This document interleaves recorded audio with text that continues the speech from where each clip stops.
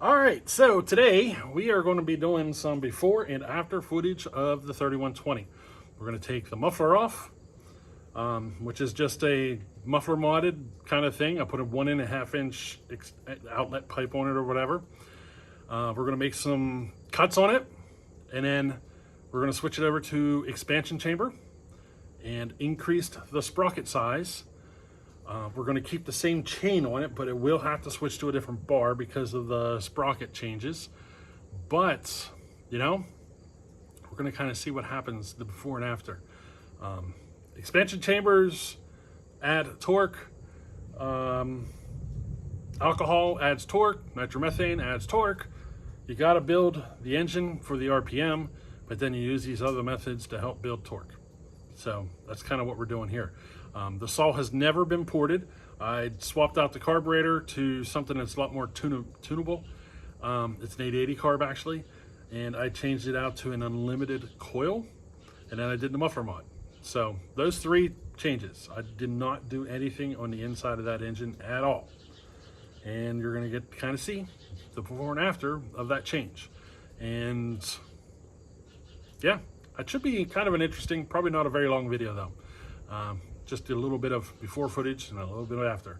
So, alrighty, hey, check it out. All right, 3120. We're gonna do some extra mods to it. Currently set up with a 20-inch bar. I know it looks small on that saw, doesn't it? That's just your standard 20-inch bar. I've put a unlimited coil on it, and I swapped out the carburetor to something, you know, more well-rounded, more tunability, all that stuff. And I did the muffler mod. All right. So that's where this saw currently sits. And we're looking to take it to another extreme level, or let's just say we're going to take it to the next level. And we're going to do that through the exhaust. So we're going to make a couple of cuts here. This is going to be like our before and after. So this is what you're going to see here is the before footage, and then we're going to go make the swap, and then you'll see the after footage. Now, I'm not 100% finished getting that other exhaust ready, so it's probably going to be another hour or two until I come out here and make the other cuts. So you'll get to see it all in one video though. You know what I mean? But what do you say? Let's go ahead and put her in this piece of maple, make a couple of cuts. This is going to be our baseline. All right.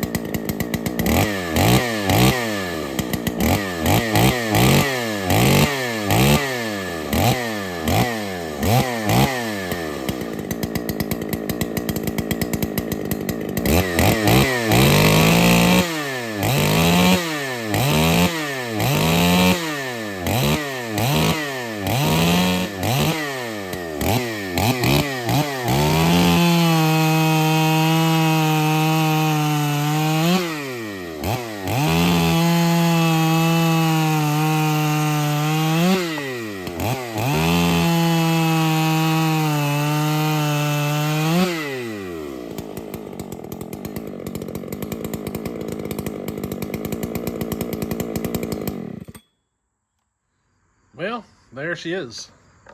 Big old pipe on her. All set to go. I had to change out the bar because I went to a bigger sprocket. This is the same chain. It's just because I went to a bigger sprocket, I had to change the bar out in order to compensate. All right. Now I'm hoping this configuration gets me up to closer to 15, probably not 15, maybe 13 or 14 horsepower. But we'll see. It'll be interesting to see what this thing can do set up like this. Now I'm going to take that airbox cover off, and we're going to do a bench tune. Expect to see a lot of smoke out of this pipe. She's freshly painted with that high heat paint or whatever, so I do expect it to smoke a lot for a little bit off the pipe, and we're going to work at getting this thing tuned. Alrighty.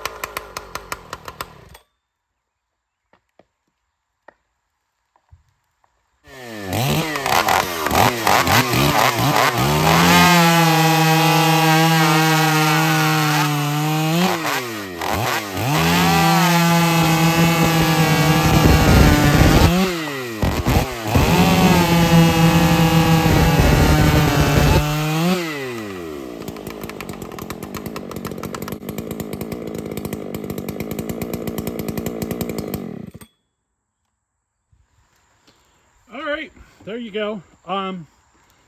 It seems like I was thinking the issue was going to be at the pipe, but I actually think it's the portwork of the engine won't allow it to spin up. That's what it feels like. So, you know, I haven't done any portwork to it, but, you know, we're one step closer. We just took it from an 8-pin to a 12-pin. That's the jump you just saw. So she should be a little faster than wood. You know what I mean? All I got to do now is get some portwork done to it. I don't plan on doing that anytime soon. So I just wanted to get this done. And I don't think it's at the horsepower mark that I was thinking it would be, but you know, we're getting there. We at least got enough torque out of it to pull a 12 pin. Now we got to get it to stretch up a little more in the RPM. And this took a lot of time welding that pipe up, you know, and I'm kind of burnt out of it right now. I don't feel like tearing it down and doing any porting. So I don't know when I'll do that. There is some racing coming up for it, but I probably won't. I'll probably just leave it as is. You know what I mean? So it's a running saw. We're not at the point of being super competitive yet, but we're getting there. We just do a little tweak here and there until we get there. You know what I mean? And if you've been watching the channel for a while, you got to see all these kind of little tweaks that I've done to it along the way, you know? But there we go. Well, there she is. She actually didn't get that hot on me. You can tell because the expansion chamber, the paint really didn't change color a whole lot. So I didn't get enough heat into it yet for that that paint, you know what I mean? We'll get there. She's still running a little off. I gotta do some things to get her to spin up more. And I can't stand that throttle, the throttle linkage or whatever you want. It's a throttle cable. Can't stand it. Feels awful. I'm going to see about getting something better in there, I think, eventually, you know. But there she is for now. We're going to be doing more work to this in the future, but I think she's doing all right. Eventually, this thing should be just stupid fast. We haven't even touched the inside of that engine yet. Well, she's definitely a little louder. Not as many RPM as I was hoping it would pull up to, but you know, we'll make tweaks here down the road and get her there.